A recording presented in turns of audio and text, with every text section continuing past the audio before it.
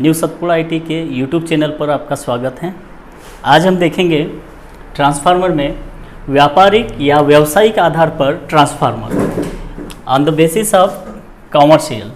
तो इस आधार पर हम दो प्रकार के ट्रांसफार्मर देखते हैं। पहला होता है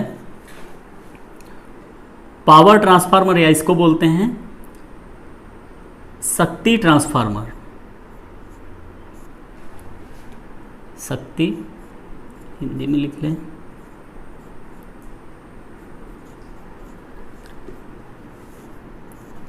शक्ति ट्रांसफार्मर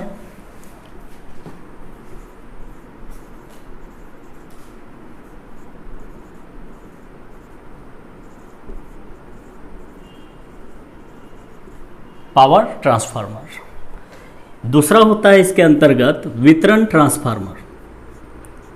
वितरण परिणामित्र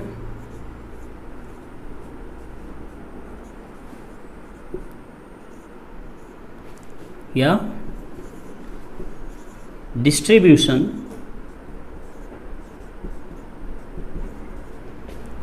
ट्रांसफार्मर।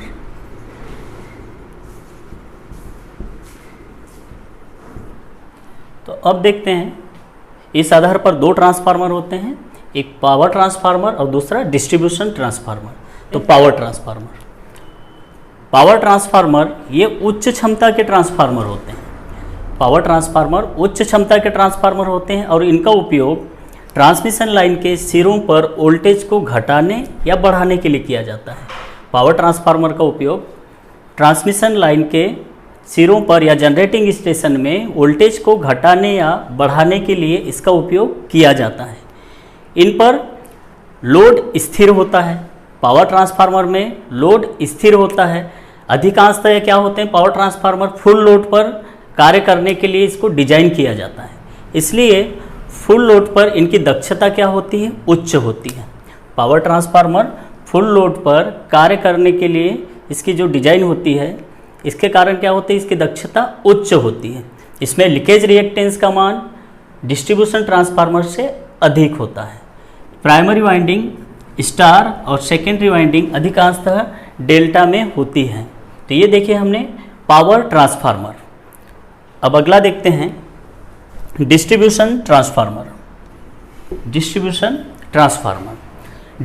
ट्रांसफार्मर ये भी उच्च क्षमता के ट्रांसफार्मर होते हैं। डिस्ट्रीब्यूशन ट्रांसफार्मर उच्च क्षमता के होते हैं और इसमें अधिकांशतः इसमें जो कनेक्शन होता है थ्री फेज ट्रांसफार्मर का, वो डेल्टा और स्टार में होता है। यानी प्राइमरी वाइंडिंग डेल्टा में और सेकेंडरी वाइंडिंग स्टार में होती है।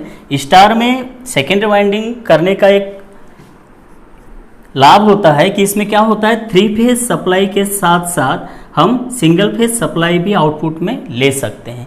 ये डिस्ट्रीब्यूशन ट्रांसफार्मर में होता है।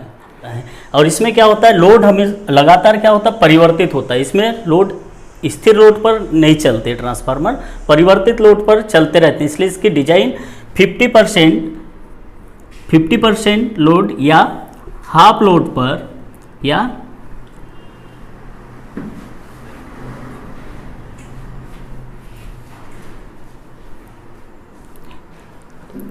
50% या हाफ लोड पर इसकी दक्षता क्या होती है, उच्च होती है। इसकी दक्षता होती है उच्च होती है। तो इसका डिजाइन कैसा किया जाता है कि ये डिस्ट्रीब्यूशन ट्रांसफार्मर 50% या हाफ लोड पर इसकी दक्षता क्या होती है, उच्च होती है। वोल्टेज रेगुलेशन भी अच्छा होता है।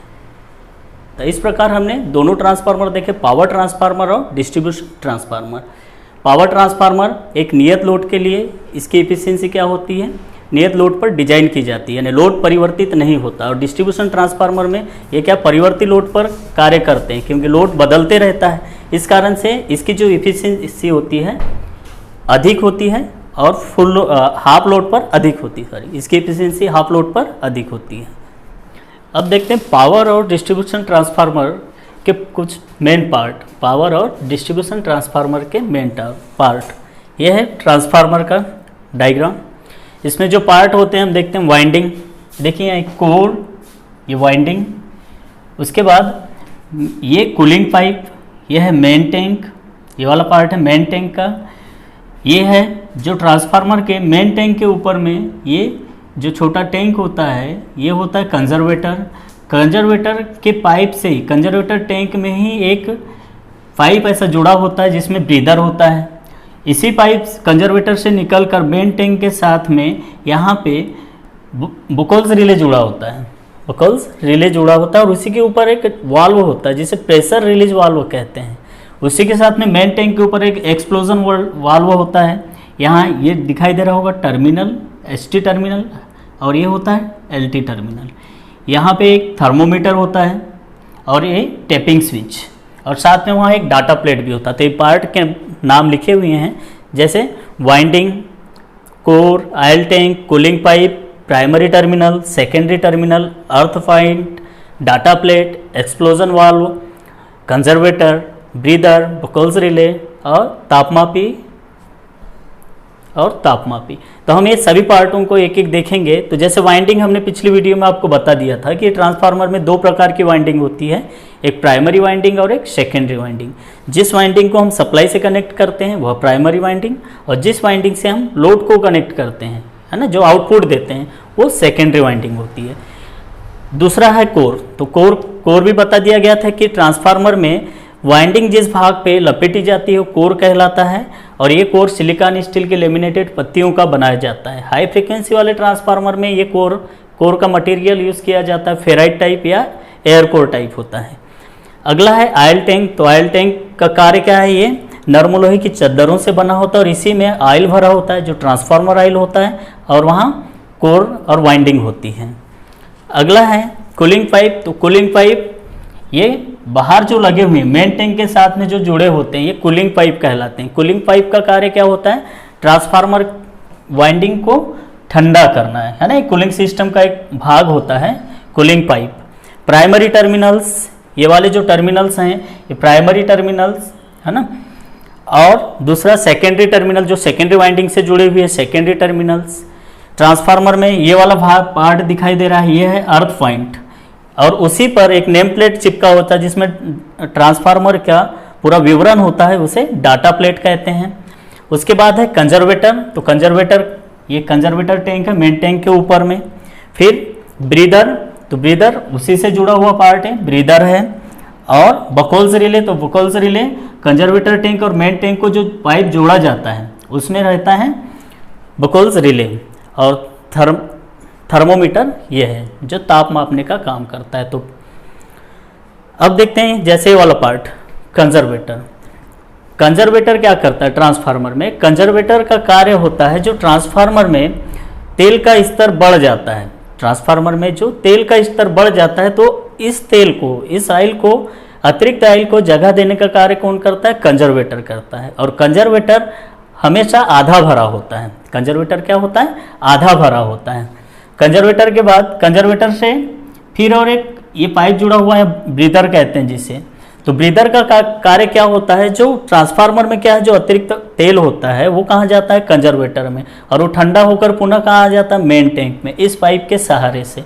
तो ब्रीदर क्या करता है, जब ये ट्रांसफार्मर, ये कंजर्वेटर आधा भरा होता है तब क्या होता है, खाली होता है तो क्या होता है कि यहाँ की जो हवा है, शुष्क हवा क्या होती है, जो हवा होती है वो कहाँ जाती है, कंजर्वेटर टैंक में। खाली स्थान की पूर्ति के लिए क्या होता है, कंजर्वेटर टैंक में हवा जाती है।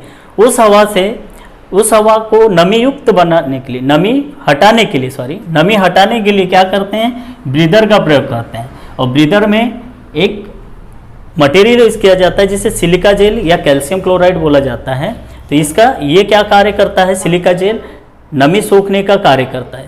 सिलिका जेल क्या करता है, नमी सोखने का कार्य करता है। और शुष्क अवस्था में इस सिलिका जेल का कलर होता है नीला। शुष्क अवस्था में क्या होता है, नीला होता है। और जैसे जैसे नमी सोखता है तो बैगनी, और बैगनी से फिर क्या हो जाता है, गुलाबी हो जाता है। ब्रीदर में देखा आपने, ब्रीदर में देखा कि सिलिका जेल इसमें भरा होता है, और सिलिका जेल क्या करता है, जो वायु की नमी को सोख लेता है और शुष्क हवा को कहाँ देता है, कंजर्वेटर में।